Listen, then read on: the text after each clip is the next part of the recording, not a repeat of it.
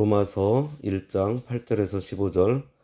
먼저 내가 예수 그리스도로 말미암아 너희 모든 사람에 관하여 내 하나님께 감사함은 너희 믿음이 온 세상에 전파됨이로다.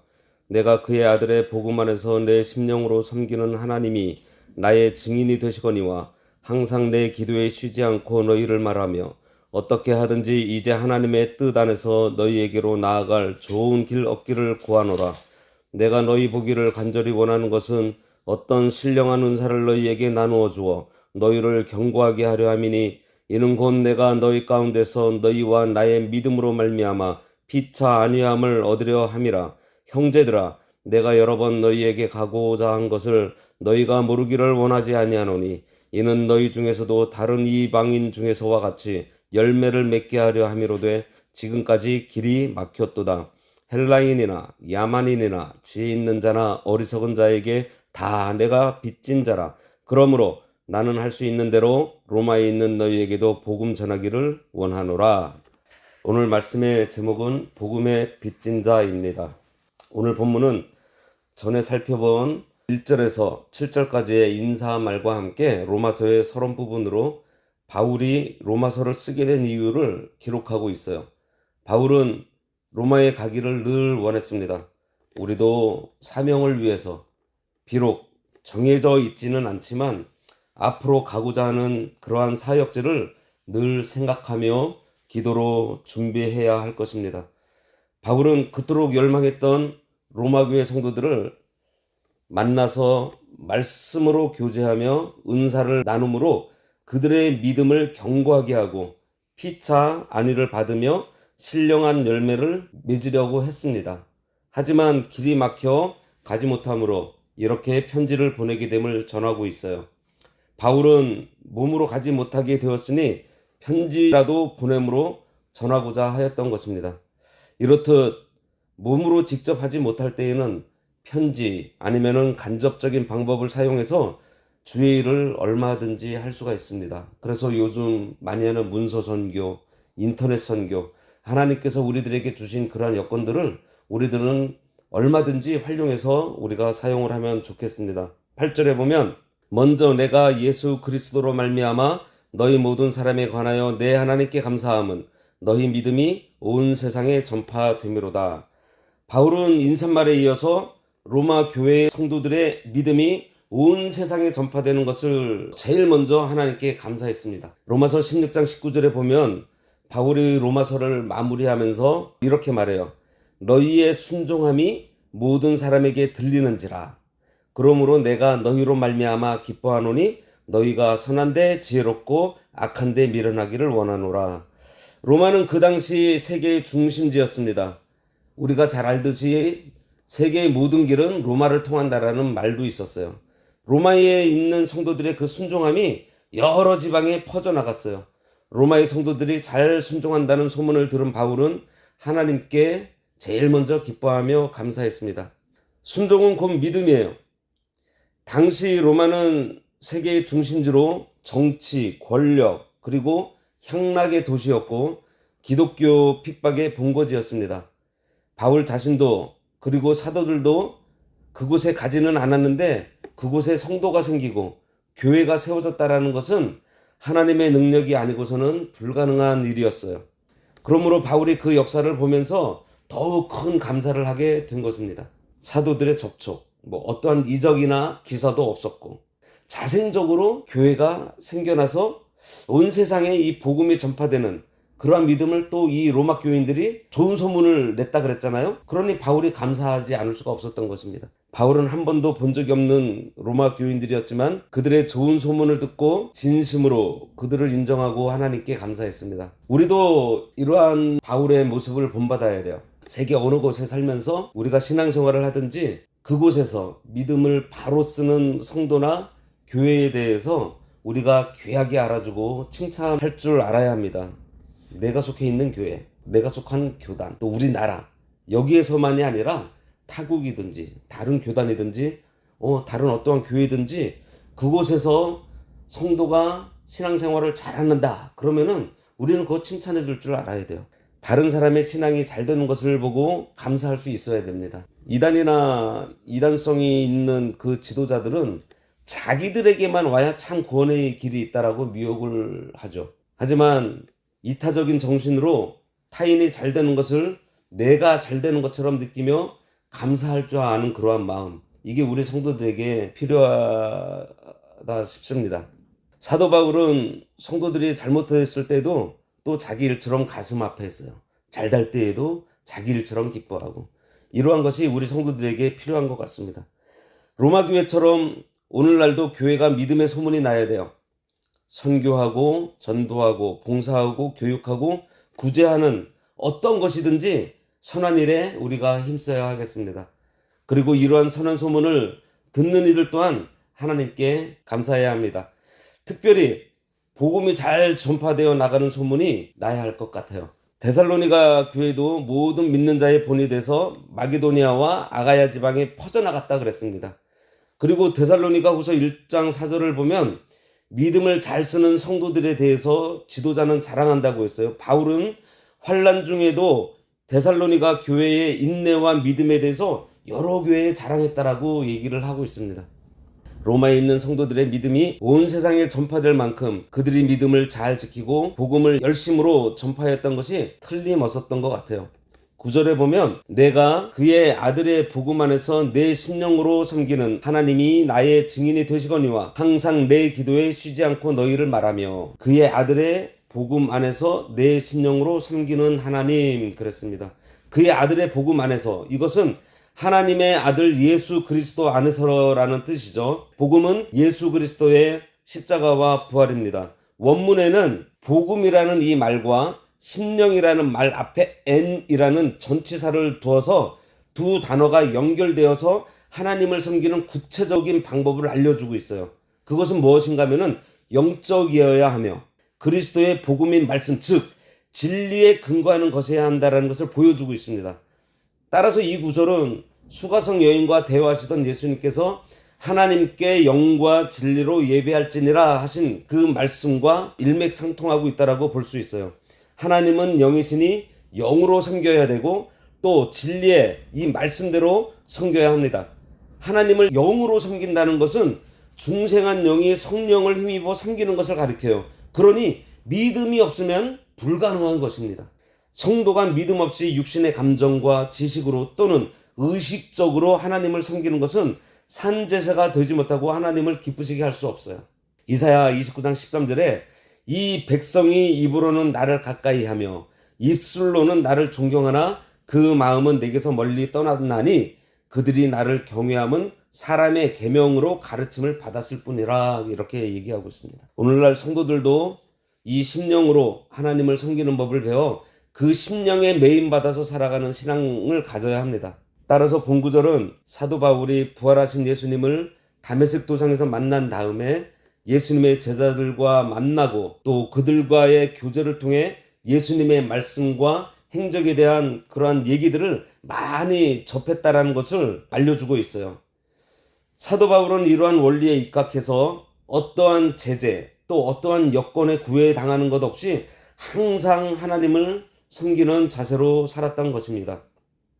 여기 하나님이 나의 증인이 되시거니와 항상 내 기도에 쉬지 않고 너희를 말하며 그랬습니다.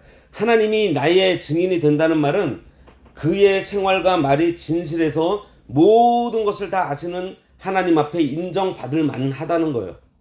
이것은 사람의 증거, 자기 양심의 증거보다 더욱 큰 증거입니다. 하나님께서 우리의 증인이 되어주신다는 것은 참으로 귀한 일이 아닐 수 없어요.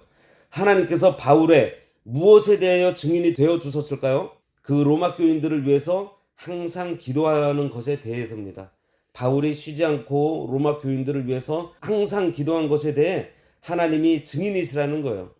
바울은 자신이 한 말에 대한 최상의 증인으로 하나님을 지금 등장시키고 있는 거예요. 즉 거짓 없는 참이신 하나님을 증인으로 삼아 사도 바울은 자신이 로마의 성도들을 위해서 기도하는 것이 분명한 사실이라는 것을 강조하고 있는 것입니다. 항상 내 기도에 쉬지 않고 너희를 말하며 그랬어요. 바울은 자신이 개척한 후 떠난 교회를 위해서 수시로 기도한다는 사실을 각 서신서에 초두에 늘 밝히고 있는 것을 우리가 볼 수 있습니다.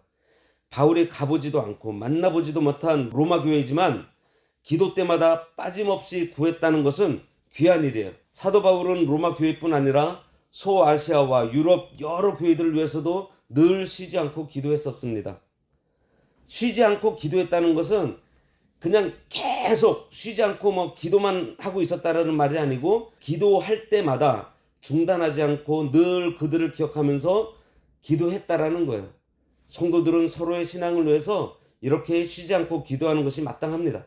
특별히 잘 섬기고 열정 있는 사람들을 위해서, 특별히 교육자들을 위해서 우리가 기도를 많이 해 주어야 합니다. 왜냐하면 그들이 섬기고 일하다가 교만하거나 넘어질 수도 있기 때문이에요.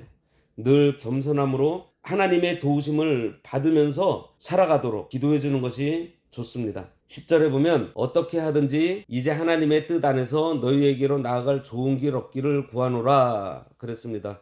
바울은 로마로 가기 위해 여러 번 시도를 했었어요. 13절에 보면 내가 여러 번 너희에게 가고자 한 것이라는 표현과 연결해서 이 구조를 생각하면 로마에 가고자 하는 바울의 열망이 얼마나 컸는지 잘 나타나 있습니다. 따라서 이러한 표현 가운데는 가고자 하는 열망은 있었지만 지금껏 가지 못한 여러 가지 사정들에 대한 안타까운 바울의 심정을 엿볼 수가 있어요. 바울은 복음을 가지고 하나님의 뜻 안에서 로마에 가기를 오래전부터 원하며 기도했었습니다. 복음을 전하는 일도요, 자기의 생각과 뜻이 아닌 하나님의 뜻 안에서 이루어지도록 해야 하고 그 일을 위해서 좋은 길을 얻기를 우리가 기도해야 됩니다.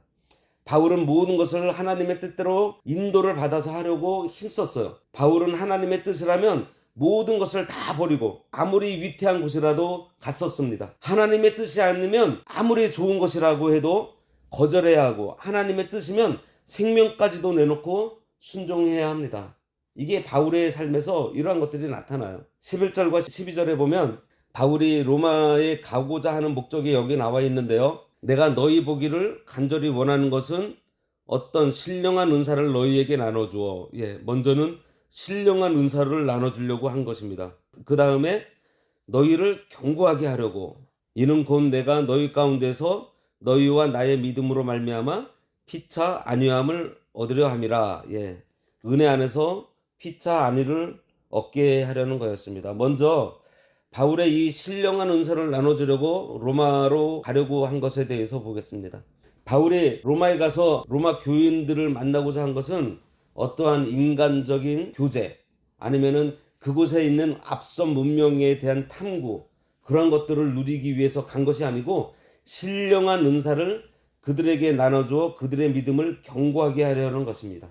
이것은 마치 의사가 어떤 산지나 어떤 어려운 곳에 산간 지역에 가서 병들고 약한 환자들을 고쳐주고 건강하게 해주고자 하는 그 국률하는 그러한 마음과 같은 거예요. 사도 바울은 어리고 연약한 성도들에게 신령한 은사를 나누어 주어서 그들의 믿음을 견고하게 하고자 했던 것입니다. 우리들도 신령한 은사, 즉 깨달은 진리를 다른 사람에게 나누어 주고자 하는 간절한 마음으로 어리고 연약하고 병든 성도들을 돌보아 주어야 해요. 어디에 있든지 어느 곳을 가든지 나누어 주는 것이 성도가 해야 될 일입니다. 이렇게 함으로써 은사를 나누어 주는 자와 받는 자들이 서로 은혜를 받고 믿음이 자라고 안위함을 얻게 되는 거예요. 은사는 각 사람마다 다른데 이 은사를 사용함으로써 자신이 먼저 신앙적으로 성숙하게 되고 많은 사람의 신앙을 견고하게 해줄 수 있습니다. 따라서 우리도 받은 은사를 가지고 다른 사람에게 나누어 주기를 힘써야 해요. 여기 사도 바울이 나누어 주려고 한 신령한 은사는 사도 바울이 받은 말씀의 은사예요. 그리고 진리의 은사. 바울은 구약을 신약으로 설명하는 해박한 진리 지식의 은사를 가지고 있었어요. 이것은 바울이 은사를 주는 것이 아니라 성령이 은사를 주시는 것인데, 여기에서 바울이 은사를 나누어 주겠다라고 말하고 있는 것은 바로 바울이 받은 이 특별한 은사, 성령님께서 바울에게 깨달음을 주고 바울을 가르쳐 주고 바울에게 알려주신 그 깊은 그 진리를 바울이 나누어 주겠다라는 것입니다. 바울이 받은 말씀, 진리의 은사는 모든 성도들의 신앙을 점검해 주고 바른 신앙의 방향을 제시해 주고 잘못된 복음을 분별하게 하고 불확실한 믿음을 확실하게 하며 성도가 나가야 할 성화의 방향을 바르게 잡아주었던 것입니다. 우리도 각자가 받은 은사를 교회에서 또 교회 밖의 선교 현장에서 그리고 각자가 있는 자리에서 나누어주는 자가 되어야 합니다. 이것이 하나님께서 기뻐하시는 성도의 교제예요. 각자가 받은 은사를 따라 서로 나눠주라는 것입니다. 두 번째로는 신앙을 견고하게 하려고 로마에 가려는 것이라 그랬습니다. 성도가 받은 은사를 서로 나누어주는 성도의 교제를 통해서 성도들의 신앙은 견고하게 되어져 나갑니다. 성도들이 각자 받은 은사를 나눠줌으로써 성도의 진정한 교제가 이루어지면서 우리들의 신앙은 견고하게 되고 나아가 다른 사람의 신앙 또한 견고하게 합니다. 이렇게 다져진 신앙은 어떠한 어려움이 와도 쓰러지지 않는, 흔들리지 않는 견고한 신앙이 되는 거예요. 전도서 4장 9절에서 12절 보면 두 사람이 한 사람보다 나음은 그들이 수고함으로 좋은 상을 얻을 것임이라 혹시 그들이 넘어지면 하나가 그 동물을 붙들어 일으키려니와 홀로 있어 넘어지고 붙들어 일으킬 자가 없는 자에게는 화가 있으리라. 또 두 사람이 함께 누우면 따뜻하거니와 한 사람이면 어찌 따뜻하랴. 한 사람이면 패하겠거니와 두 사람이면 맞설 수 있나니 세 겹줄은 쉽게 끊어지지 아니하느니라. 성도가 서로 교제하면서 연합하는 것이 얼마나 중요한지 모릅니다. 서로의 신앙을 견고하게 다져지게 하는 게 이 성도의 교제예요. 세 번째로는 믿음으로 말미암아 피차의 안위를 얻게 하려고 로마에 가려는 것입니다. 성도의 교제, 은사의 나눔, 기도의 교제, 말씀의 교제 등은 성도들을 서로 세우며 위로받게 해요. 사실 교회 밖에 나가면 우리 성도들은 나약한 존재처럼 느낄 때가 많습니다. 세상은 너무나 크고 강하게 보이기 때문에요. 그러나 성도 간의 영적인 교제가 활발하게 이루어질 때 우리 성도들은 세상이 주지 못하는 기쁨과 만족으로 안위를 얻게 됩니다. 이제 막 예수 믿어서 신앙이 어린 사람들이 세상에 살면서 상처받고 쉽게 넘어지곤 하지만 교회 안에 진정한 교제가 있고 은사의 나눔이 있을 때에 유약했던 성도들이 강한 사람들로 자라나는 역사가 있는 거예요. 이 안위를 로마 교인들만 받는 것이 아니라 지금 나눠주는 바울에게도 있다고 말을 하고 있습니다. 피차 안위를 얻는다고 했어요. 주는 자나 받는 자나 모두 안위를 얻게 되는 거예요. 우리가 신령한 은사를 성도의 교제를 통해서 나누다 보면 서로 위안을 받게 되는 것입니다. 이것이 하나님 나라의 비밀이에요. 선교를 해보면 갈 때는 하나님께서 내게 주신 사랑과 은혜, 그래 내가 가진 은사를 나누어 주겠다라는 마음으로 가지만 돌아오면서 오히려 내가 더 많은 은혜와 사랑을 받고 왔다는 경험을 많이 하게 됩니다. 13절에 형제들아 내가 여러 번 너희에게 가고자 한 것을 너희가 모르기를 원하지 아니하노니 이는 너희 중에서 다른 이방인 중에서와 같이 열매를 맺게 하려 함이로되 지금까지 길이 막혔도다. 바울이 로마에 가려는 이유 네 번째는 열매를 맺게 하려는 데 있습니다. 신령한 은사를 나누는 교제를 함으로 믿음이 견고해지고 안위를 얻어 열매들을 맺히게 된다는 거예요. 열매는 믿음의 열매이며 의와 진리와 거룩의 열매예요. 하나님과 진리 지식의 열매이고 영이 자라나서 그리스도의 형상을 이루는 열매입니다. 성도의 교제, 말씀의 교제, 은사의 나눔은 성도 개인적으로나 교회적으로 수많은 영적인 열매들을 맺히게 해요. 성령의 열매, 사랑의 열매, 빛의 열매 등 수많은 영적인 열매들이 개인과 가정과 교회에서 맺히게 됩니다. 14절과 15절에 보면 헬라인이나 야만인이나 지혜 있는 자나 어리석은 자에게 다 내가 빚진 자라. 그러므로 나는 할 수 있는 대로 로마에 있는 너희에게도 복음 전하기를 원하노라. 헬라인은 지식인, 야만인은 배우지 못한 미개하고 무식한 사람을 가리킵니다. 바울은 지식인이나 미개한 사람이나 지혜 있는 자나 어리석은 자에게 복음의 빚을 졌다고 말합니다. 바울은 로마에 갈 수 없을 때에도 포기하지 않고 여러 가지 방법을 통해서 복음을 전하고자 했어요. 우리가 가는데 앞에 산이 막혔다고 포기하게 하고 강이 있어 포기하게 하는 것은 사탄이 주는 마음입니다. 우리는 산을 넘어가든지 돌아서 가든지 터널을 뚫고 가든지 산을 아예 치워버리고 가든지 또 헤엄쳐 강을 건너든지 상류로 올라가서 낮은 곳을 찾아서 건너든지 다리를 만들어서 건너든지 여러 가지 방법을 찾아서 해결해 나가는 것이 마땅합니다. 바울은 지금 로마에 갈 수 없으니 편지를 써서라도 지금 복음을 전하고 있는 거예요. 아프리카 선교사 리빙스턴은 지금 읽은 이 말씀에 크게 감동을 받고 빚진 자로서 아프리카의 미개한 지역에 큰 유익을 끼쳤습니다.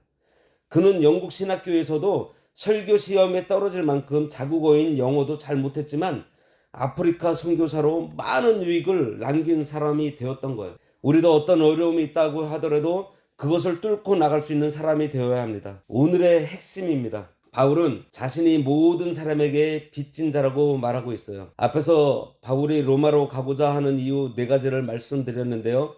사실 빚진 자, 이것이 바울이 로마로 가고자 하는 궁극적인 이유입니다. 복음의 빚을 졌기 때문에 로마로 가고자 한 것입니다. 우리는 청산하지 못할 큰 빚을 진 자들이에요. 빚진 자가 그 빚을 갚을 의무가 있는 것처럼 복음의 빚을 진 자는 복음의 빚을 갚을 의무가 있습니다.